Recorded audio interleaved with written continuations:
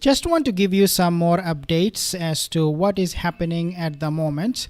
Tel Aviv is under attack, quote unquote.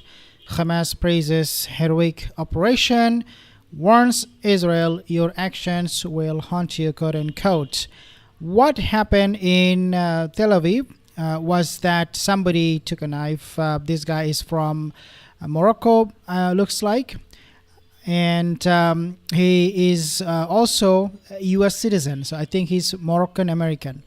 He stabbed 4 Israelis in Tel Aviv, and he was shot dead.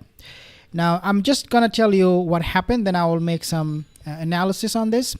Hamas issues a statement after stabbing in Tel Aviv, calls attack heroic. Then what they have said, let's see or analyze here. They call the accused Abdulaziz Qadi a martyr, mourned his death. So not only that he was praised, but also he was named by Hamas.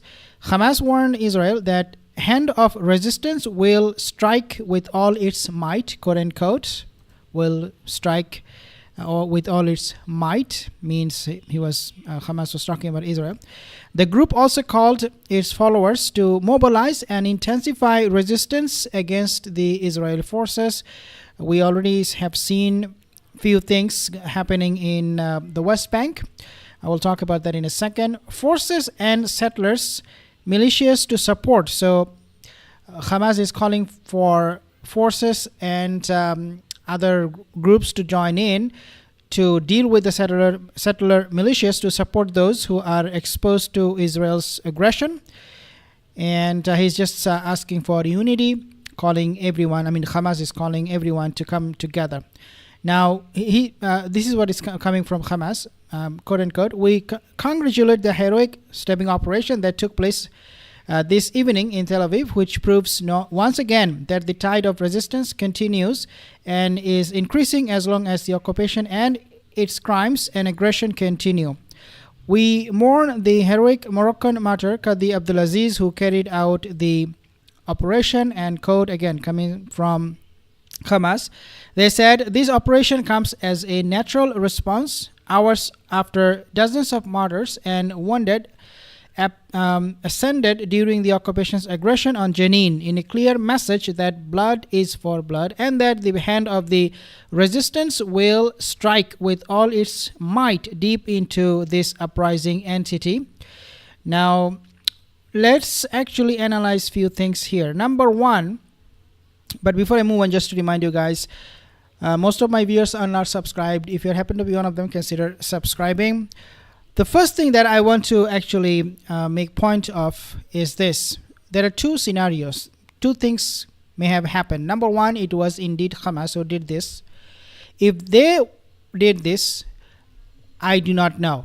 I don't want to believe this story that they did it. I don't want to believe it because it looks to me very, very strange. Why would they do it especially at this time?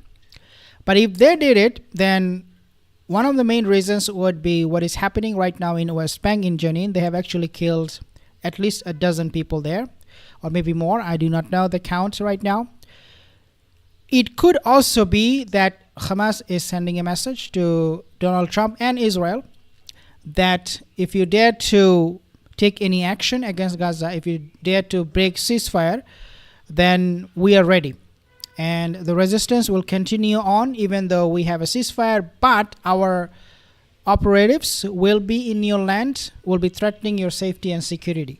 So that could be a message. It is not a direct violation of the ceasefire because this attack was not launched from Gaza itself. Therefore, Hamas can say we were not directly involved, so we were not actually violating any ceasefire, but one of our guys, he took the knife and he did this. So again, and I don't believe this story. I don't believe in this narrative that Hamas was responsible behind this. Why? Because, again, number one, it's very, very strange coming at a time when they just signed an agreement with the ceasefire and all that.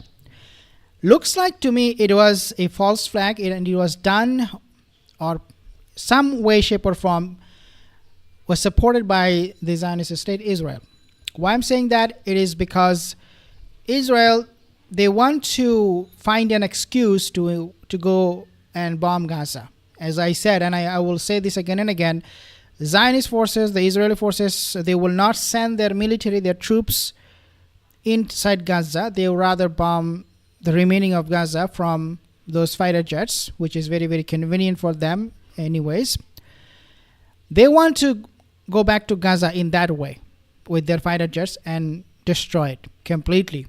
Or at least to make sure that Hamas is never being able to live in peace and the Palestinian people will never be able to live in peace. This could be another reason.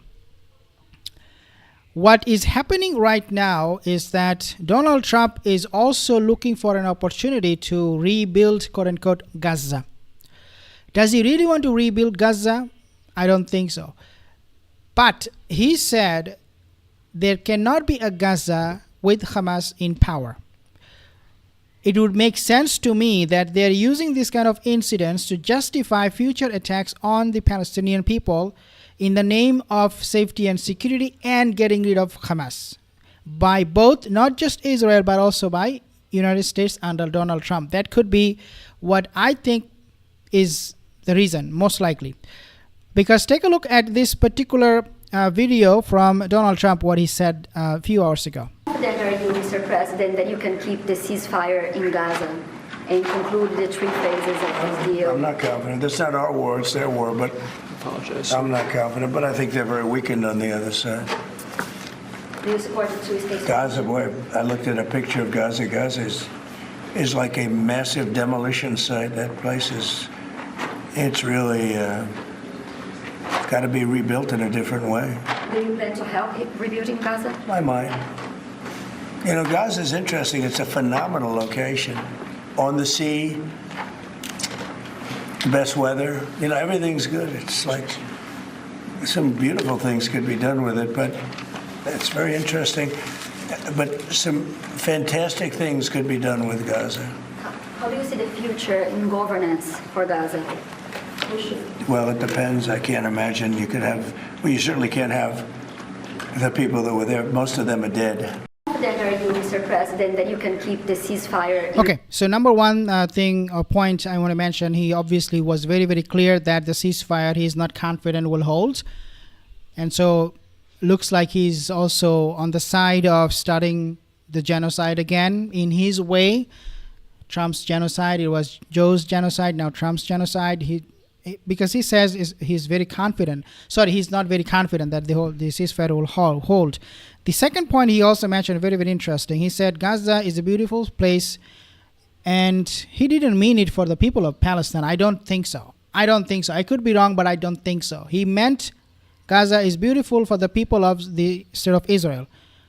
He probably was alluding to the fact that because this is a beautiful place, we have no problem populating it, but not with Hamas or the Palestinian, but with the Zionists. Number 3 point, he also mentioned in another report, he wants to send all the people of Gaza, 2 million people or less than now, because they kill a lot of them, to Indonesia. So he's going to be relocating those people, Gazan people, to Indonesia, and then he will rebuild Gaza, quote unquote, rebuild Gaza.